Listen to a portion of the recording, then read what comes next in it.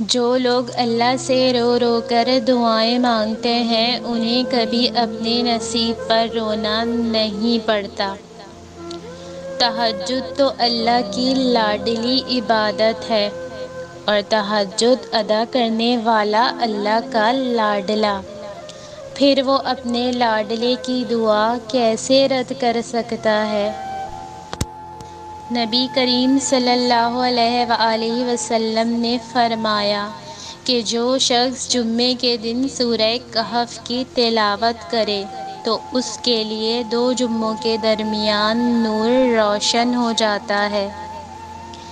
قبولیت کی دلیل: دوران دعا آنکھوں کا بھر آنا قبولیت کی سب سے بڑی دلیل ہے۔ بے شک قرآن مجید دلوں کا سکون ہے اور ہماری ہر الجھن کا واحد حل ہے۔ کبھی کبھی انسان لڑتے لڑتے تھک جاتا ہے۔ پہر آخری امید رات کی تنہائی میں تہجد کے سجدے میں آنسوؤں سے اللہ سے باتیں کرنا ہوتا ہے اور دل ہلکا ہو جاتا ہے۔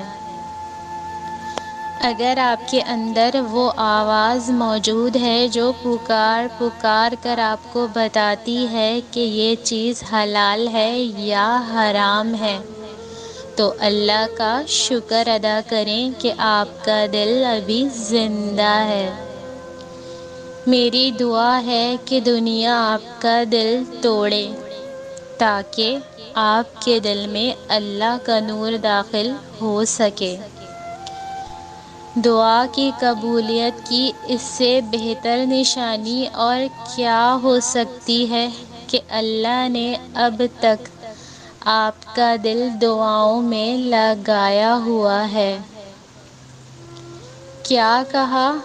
کوئی بھی دعا قبول نہیں ہو رہی ہے تمہاری؟ مطلب اللہ تم سے گفتگو کا سلسلہ باقی رکھنا چاہتا ہے۔ اپنی انگلیوں پر تسبیح پڑھا کرو کیونکہ قیامت میں ان سے پوچھا جائے گا اور یہ بولیں گی۔ اپنی آزمائشوں میں گھبرائیں نہیں، صبر کریں اور یقین رکھیں اللہ تمہاری زندگی کو اس قدر روشن کرے گا جیسے ہر رات کے بعد صبح کرتا ہے۔ مزید اچھی ویڈیوز کے لیے چینل کو سبسکرائب کریں اور ویڈیو کو لائک اور شیئر ضرور کریں۔ شکریہ۔